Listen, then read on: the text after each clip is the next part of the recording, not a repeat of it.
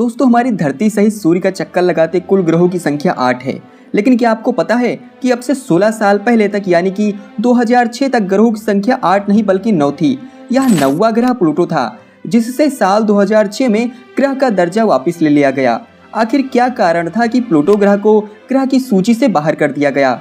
एक ग्रह की मान्यता मिलने के लिए कौन कौन से मानक है, जानेंगे सभी प्रश्नों के उत्तर आज इस वीडियो में। उससे पहले अगर आपने अभी तक हमारे चैनल को सब्सक्राइब नहीं किया है तो सब्सक्राइब द स्टडी स्पोर्ट 1। दोस्तों सबसे पहले प्लूटो ग्रह की हिस्ट्री के बारे में जान लेते हैं।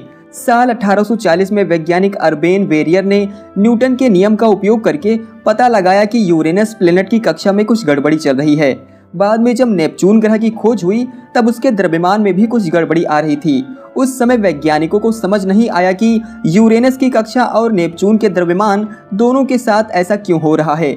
रिसर्च करने पर पता चला कि कोई बाहरी अनजान खगोलीय पिंड अपना प्रभाव इन दोनों ग्रहों पर डाल रहा है, पर वैज्ञानिक इस रहस्य के बारे में कुछ नहीं जानते थे, इसलिए इसे नाम दे दिया गया प्लेनेट एक्स। फिर साल 1894 में परसिवल लोवेल नाम के खगोल शास्त्री ने लोवेल ऑब्जर्वेटरी की स्थापना की और साल 1906 में प्लेनेट एक्स को खोजना शुरू किया। उन्होंने 10 साल तक खोज शुरू रखी, जब तक उनकी मृत्यु न हो गई। खोज के समय लोवेल ने इस रहस्यमयी चीज की 2 तस्वीरें भी ली थी, लेकिन वो इससे अनजान थे। साल 1929 में परसिवल लोवेल की पत्नी ने यह रिसर्च फिर चालू करवाई और इस ग्रह को खोजने की जिम्मेदारी दी गई स्लाइडे तोम्बाउक को। इस वैज्ञानिक ने 1 साल की कड़ी मेहनत के बाद इस रहस्यमयी प्लेनेट को खोज निकाला। अब जबकि नए प्लेनेट की खोज हो चुकी थी तो बारी थी उसके नाम की, जिसका अधिकार लोवेल ऑब्जर्वेटरी का था। दोस्तों प्लूटो इस नाम का सुझाव एक 11 साल की छोटी लड़की ने दिया था, जिसके बदले उसे $450 का इनाम भी मिला था। इस ग्रह का प्लूटो नाम रखने का एक कारण यह भी है कि उसका पहला अक्षर परसिवल लोवेल से मैच होता था, जिन्होंने लैब की स्थापना की थी। हिंदू संस्कृत में प्लूटो का नाम यम है, जो कि मृत्यु के देवता हैं। प्लूटो हमारे सौर मंडल का 9वां ग्रह था और साथ में सबसे दूरस्थ भी। सूर्य से इसकी दूरी लगभग 5.9 बिलियन किलोमीटर दूर है। अगर हम प्लूटो की कक्षा को देखें तो वो पूरी तरह से गोल ना होकर थोड़ी भिन्न है, जिसकी वजह से एक समय पर यह सूर्य से सबसे नजदीक होता है और एक समय पर सूर्य से काफी दूर। सूर्य का प्रकाश प्लूटो तक पहुंचने में लगभग 5.5 घंटे लग जाते हैं। अब आते हैं प्लूटो के आकार पे। प्लूटो का व्यास 2376 किलोमीटर है, जो कि हमारे चंद्रमा से भी छोटा है। पृथ्वी से तुलना करने पर यह ग्रह पृथ्वी के छठे भाग का ही है। प्लूटो का द्रव्यमान हमारे पृथ्वी का सिर्फ 0.22% ही है। इतने कम मास की वजह से ही यह ग्रह हमेशा वाद विवाद का कारण बना है। दोस्तों डॉर्फ प्लेनेट प्लूटो को अपनी धुरी पर एक चक्कर पूरा करने में लगभग 153 घंटे का समय लगता है, जिसे एक दिन माना जाता है, जो कि पृथ्वी के 6 दिन के समान है। शुक्र ग्रह और यूरेनस ग्रह की तरह प्लूटो ग्रह भी उल्टा घूमता है, जिसकी वजह से यहाँ सूर्य पश्चिम से निकलता है और पूर्व में अस्त होता है। दोस्तों अपनी कक्षा में रहकर सूर्य की एक परिक्रमा करने में प्लूटो को 248 साल लग जाते हैं, जिसे वहाँ 1 साल माना जाता है। प्लूटो की यह कक्षा बाकी ग्रहों की तुलना में बहुत ही अजीब है। हर 248 साल में एक बार प्लूटो नेपच्यून की कक्षा को पार कर लेता है, जिससे यह 20 साल तक सूर्य के ज्यादा नजदीक होता है बजाय नेपच्यून के। दोस्तों प्लूटो की संरचना 3 स्तर से मिलकर बनी है, कोर, मेटल और क्रस्ट, जिसकी कोर सिलिकेट पत्थरों से मिलकर बनी है, जो कि 70% व्यास जितना बड़ी है। इसके ऊपर मेटल है, जिस पर पानी के समुद्र हैं, और आखिरी में क्रस्ट है, जो बर्फ से बनी है। प्लूटो ग्रह की 98% सतह नाइट्रोजन के बर्फ से बनी है और बाकी 2% मीथेन और कार्बन डाइऑक्साइड से। इस तरह की सतह होना ज्यादा अजीब नहीं है, पर प्लूटो पर जो कुछ भी विशेष दूसरों से अलग है वो है इसका दिल। प्लूटो की सतह पर एक दिल का आकार बना हुआ है, जो कि 1000 किलोमीटर लंबा है। साथ ही इसके चमकीले भाग की ओर है, जिससे हम इसे साफ साफ देख सकते हैं। इस क्षेत्र का नाम टोम्बाउक रिगियो है। यह असल में एक घाटी है जो नाइट्रोजन बर्फ से बनी है। इस पर एक भी गड्ढा नहीं पाया गया है, जो सुझाव देता है कि इसकी सतह 1 करोड़ साल से भी कम पुरानी है। दोस्तों प्लूटो की सतह का रंग charcoal black, dark orange, white और कुछ जगहों पर तो लाल भी है। हमारे सौर मंडल का जन्म धूल और गैस के एक विशाल बादल, जिसे नेबुला कहा जाता है, उसमें हुआ था। गुरुत्वाकर्षण बल के चलते इस बादल का द्रव्यमान एक जगह जमा होने लगा और वहां जन्म हुआ सूर्य का। जो भाग बच गया उससे बने ग्रह। यह घटना के बाद भी यम ग्रह के निर्माण को लेकर कई उलझने हैं। नेपच्यून के पार बर्फ और धूल से बना एक विशाल घेरा है जिसे काइपर घेरा कहा जाता है। दोस्तों, इस घेरे में 1 खरब से भी ज्यादा धूमकेतु हैं।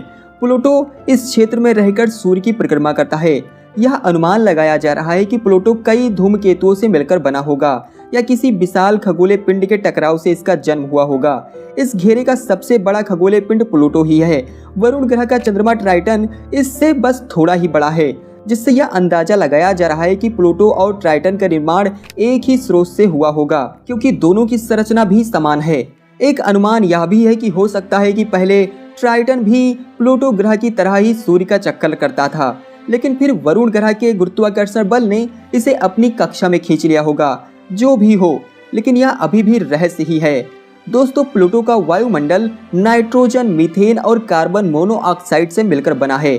यह बहुत ज्यादा पतला वायुमंडल है। प्लूटो का वायुमंडल एक धूमकेतु की तरह है। जब यह सूर्य के नजदीक आता है तब इसका वायुमंडल फैलता है और दूर जाते ही सिकुड़ आ जाता है। ऐसा होने की वजह नाइट्रोजन बर्फ है, जो सूर्य की गर्मी ज्यादा होने से गैस बन जाता है और दूर जाने पर फिर से जम जाता है। इसका यह पतला वायुमंडल सतह पर पानी रखने के लिए सक्षम है। शायद प्राचीन समय में इस पर पानी के समुद्र भी रहे होंगे। इतना छोटा होने के बावजूद प्लूटो के पास 5 उपग्रह है, जबकि हमारे पास सिर्फ 1 ही मून है। दोस्तों, प्लूटो को लेकर अभी भी कई वाद विवाद होते हैं, लेकिन सबसे बड़ा विवाद यह है कि क्यों प्लूटो ग्रह नहीं है। साल 1930 में जब प्लूटो ग्रह की खोज हुई तब से उसे एक ग्रह का दर्जा दिया गया था। फिर साल 2005 में ऐसे एक खगोलीय पिंड की खोज हुई जो कि सूर्य का चक्कर लगा रहा था, जिसे एरिस नाम दिया गया और एक बौने ग्रह का दर्जा मिल गया। और प्लूटो दोनों काफी समान आकार के थे।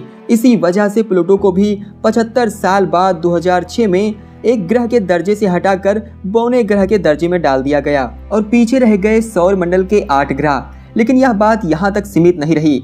इससे काफी लोग नाराज हुए और इस निर्णय को नहीं माना। उन्होंने कहा कि प्लूटो एक ग्रह ही है। यहाँ तक कि नासा के एडमिनिस्ट्रेशन ने भी यह कहा कि मैं भी प्लूटो को एक ग्रह ही मानता हूँ। लेकिन अब सवाल उठता है कि क्यों इसे ग्रह के पद से हटाया गया। दोनों के समान आकार की वजह से क्यों एक ग्रह था और क्यों एक बौना ग्रह, जिस पर चर्चा हुई और यह तय हुआ कि किसी भी ग्रह के लिए 3 शर्तों का पूरा होना जरूरी है। नंबर 1, ऐसा खगोलीय पिंड जो सूर्य के चारों ओर अपनी कक्षा में परिक्रमा करता हो।